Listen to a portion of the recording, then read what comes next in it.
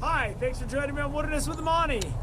I spent the morning fishing the Little Truckee River for Wilderness with Monty Patreon. Got a nice rainbow and a really nice brown out of there. But man, the fishing was tough because it's such a small river. There was a lot of sneaking around and tossing and soft tossing and pitch casting, but I got it done. But on my way out, I figured why not stop at the Truckee right here off Hurstdale, right down from Boca, and see if I can't get some action for my YouTube viewers. And I fished here for Patreon a couple weeks ago. I fished from the Prosser Creek confluence down to the Highway Bridge, and I got a couple of really nice fish. So I figure I'm gonna fish the other side of the river, and there's a trail on this side of the river I haven't fished that much. So I figure we're gonna see today how long a guy can last on a bagel and 2 dry packets of oatmeal, climbing around and hiking all up and down a river, because that's all I brought and I'm already starving. So let's go down there and see if we can't catch fish for my YouTube viewers and get a little bonus action on this Tuesday. Oddly enough, I've never fished on this side. I fished on this side under the freeway bridge, but never over here. And that's a really good stretch right there. Let's see if there's anything lurking. The wind is just starting to howl. I had no wind all morning, but it's supposed to get pretty windy today. There's a lot of good water to fish on this side.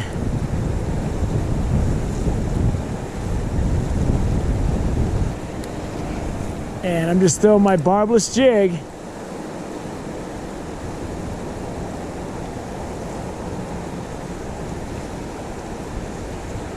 There we go. There we go. There we go. Took that brown right up off the bottom. It's a rare hook set. I don't know if it's a brown, but whatever it is, I took it off the bottom. He's on the other side of a boulder. Get him out of that current, he's just spinning. He's just spinning, he's all wrapped up. Get out of there. Get out of there. Woo! Nice brown, 3 casts in. There he is. That's a nice brown right there. All right, let me get my hands wet. I'm gonna pick him up, he's ready to go. This water's ice cold. There he is. That's a beautiful brown right there. Look at that fish. Woo! Get him back in the water. My hands are frozen. So just to show you what I was doing, I ran my jig to the slow water a couple times, didn't get anything. So I threw it up into the rushing stuff, and I was running my jig deep, right along the bottom. And I was just bouncing it, and that fish just picked it up right down there. And, you know, this is, compared to what I was battling with this morning, this is easy. When the river's flowing bigger like this, I can get out to those big pools in the middle. Landing the fish is another thing, but you gotta hook a fish to land a fish. So, you know, when you're casting out and you're going for stuff that's way out there, you just gotta know on this light 5-foot rod with 6-pound test, if you get a really big fish, you could run into some trouble. And this wind just kicked up and it just went from cold to really cold. Unlike when the water's low, when the river's flowing like this, there's so much territory in water that I can effectively fish with jigs. If I started here and then went to the Little Truckee, I don't think I could do it, because the Little Truckee was seriously labor intensive and technical. This, you know, my experience just gets me out of trouble, and I just got to try to get my jig to flow deep, and I just don't want to get snagged.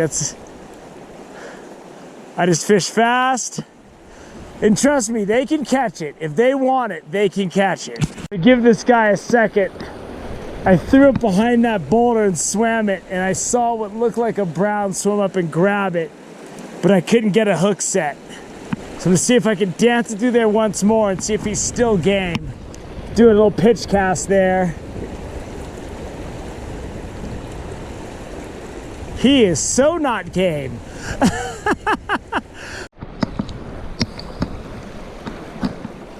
Right here's a little fast for my liking with my tackle, but I mean, whatever. If I hook something, I'll figure it out. I don't want to climb around on this stuff much longer. This icy, snowy, loose rock, shale, whatever the heck it is.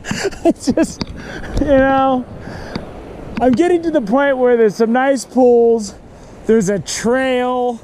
I like a trail. A trail's good. I'm into a section of just fast, raging water. But I'm still gonna fish this stuff. It's fast, but it's not impossible. This is a tough section to fish. There's a lot of rainbows in here, and I've already had 2 of them follow it up, and they're swiping at it, but they couldn't get it. And the formula in here is always the same. It's fish it deep in the channel. And I've caught some big ones in here.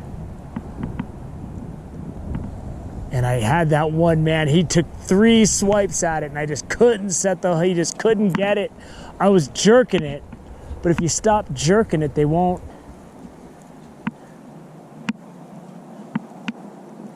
And there's always rainbows in here. It's always a rainbow thing.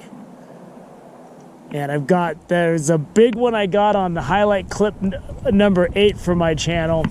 And I actually got that during Patreon. But it was such a beautiful fish, I wanted to show everybody. Brown came out from under this big rock. I've had a lot of rainbows chasing my stuff, but they're not taking it. But this brown came out from under this giant boulder, and he cranked it.